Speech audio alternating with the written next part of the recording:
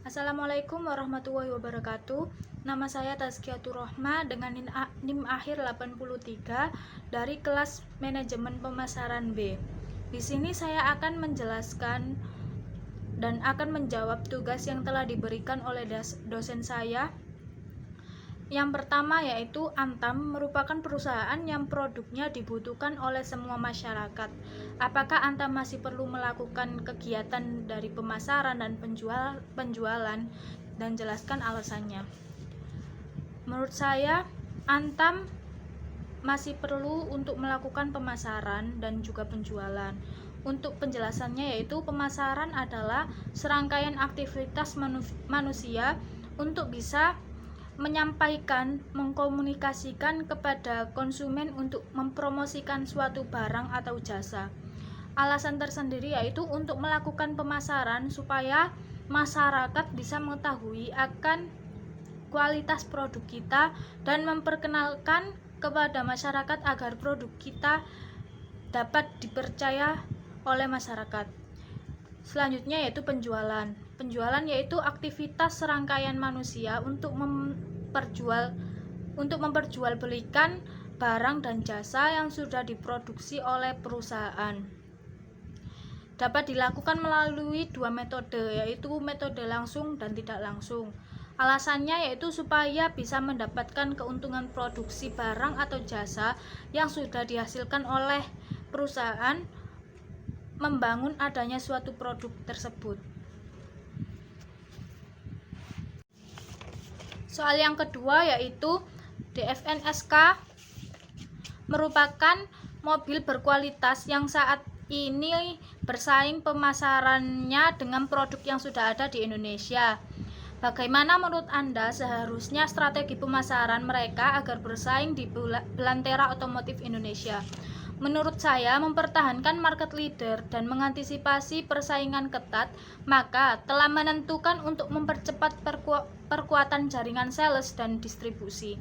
Maksud upaya ini untuk menyesuaikan upaya antara DFNSK dan dealer agar DFNSK dapat memperkuat dukungan pada dealer dan dealer dapat fokus pada memberikan pelayanan pada daerah masing-masing.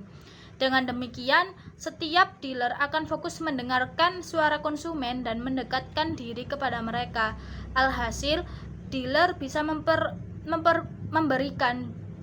memberikan layanan yang sesuai dengan yang diinginkan oleh konsumen dan juga memperkuat peran distributor dan dealer. Sebagai distributor DFNSK akan meningkatkan kapasitas dukungan pemasarannya. Nomor 3, ceritakan bagaimana sebuah organisasi melakukan market intelligence dengan memberikan contoh sebuah perusahaan yang Anda tahu. Jawaban saya yaitu market intelligence menurut Kotler and Keller yaitu serangkaian prosedur sumber daya yang digunakan para manajer untuk memperoleh laporan informasi sehari-hari mengenai perkembangan yang berkaitan dengan lingkungan. Seperti contoh, perusahaan mengirimkan spesifikasi atau memperkerjakan seseorang yang khusus atau intelijen untuk mengetahui informasi-informasi dari perusahaan pesaing seperti dengan mengetahui harga barang, kualitas, dan bagaimana pramuniaga melakukan pelayanannya terhadap konsumen. Selanjutnya soal nomor 4 yaitu pentingkah riset pemasaran dan berikan contoh riset pemasaran pada suatu UMKM. Menurut saya riset pemasaran UMKM itu sangat penting. Mengapa sangat penting? Karena dengan melakukan riset tersebut bisa menjadi tahu apa saja yang sedang dibutuhkan oleh pasar atau masyarakat, dan Anda bisa tahu siapa saja pesaing-pesaing dari bisnis yang Anda jalankan nantinya. Contoh, para pelaku UMKM bisa melakukan riset pasar kecil-kecilan dan sederhana mengenai kebutuhan suatu produk yang dibutuhkan oleh pasar. Cara mendapatkan data bisa dengan berbagai sarana, bisa dengan melakukan wawancara secara langsung dengan konsumen, mempelajari perkembangan pasar melalui berbagai media baik online maupun offline.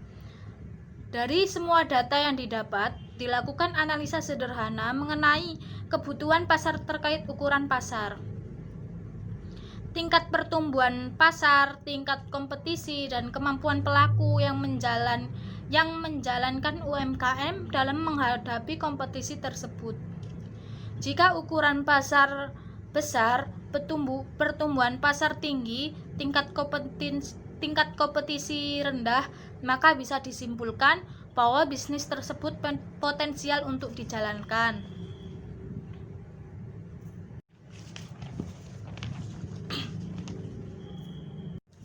Selanjutnya saya akan menjawab soal nomor 6. Soal nomor 6 yaitu buatlah STP produk yang Anda rencanakan sebagai bisnis masa depan Anda.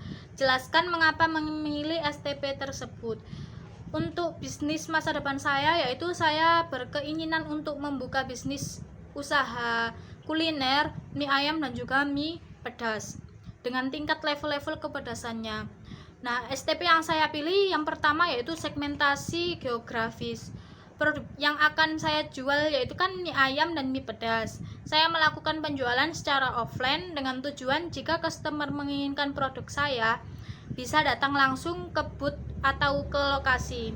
Dan kami juga akan menjual produk secara offline atau menjual produk secara frozen food dengan tujuan agar produk mie ayam atau mie pedas saya dapat tersebar luas di wilayah lain atau di luar kota Gresik, sehingga dapat menambah segmentasi pasar.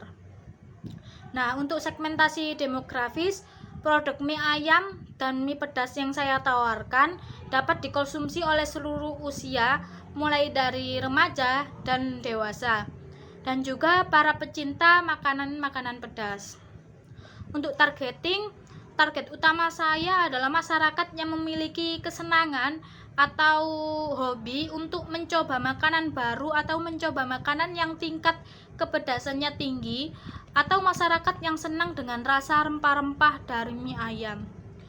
Untuk itu saya menggunakan saran pendistribusian dilakukan dengan cara online melalui media sosial, Instagram, WhatsApp, dan juga Facebook, yang sering diakses oleh konsumen untuk mencari informasi mengenai makanan dan juga lainnya. Selanjutnya, positioning.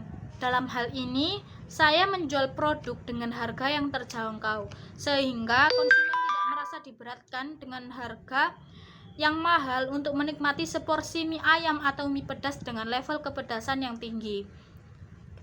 Hal yang dapat saya berikan ke konsumen yaitu pelayanan yang ramah dalam hal menghadapi konsumen, dan juga menjaga kualitas makanan atau produk yang saya jual dengan bahan yang selalu fresh dan kualitasnya yang baik.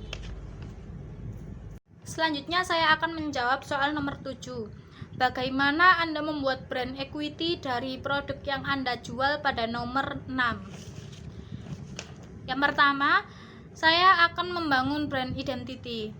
Langkah utama yang perlu dilakukan untuk membangun ekuitas brand ialah dengan membuat identitas terlebih dahulu, bisa berupa simbol ataupun logo.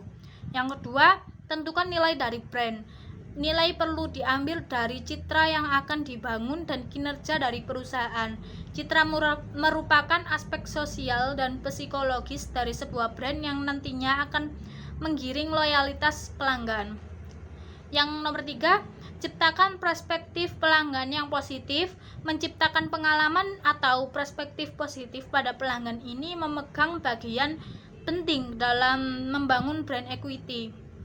Karena itu, buatlah perspektif yang menggambarkan kehangatan, kenyamanan, keamanan, dan kegembiraan. Semua perasaan positif tersebut perlu bersentuhan langsung dengan brand. Misalnya menyelipkan pada bagian logo, iklan, maupun pelayanan. Selanjutnya, yang terakhir yaitu bangun ikatan mendalam dengan pelanggan. Hal ini juga bisa menjadi tolak ukur keberhasilan dalam berbisnis. Jika brand Anda sudah berhasil memiliki ikatan psikologis yang kuat dengan pelanggan, maka mereka tidak akan berpaling ke pesaing yang lain. Pelanggan juga akan melakukan pembelian terus-menerus di perusahaan Anda. Cukup sekian dari saya. Semoga Cukup sekian dari saya yang telah menjawab soal-soal UTS yang telah diberikan oleh dosen pemasaran saya. Saya ucapkan terima kasih. Wassalamualaikum warahmatullahi wabarakatuh.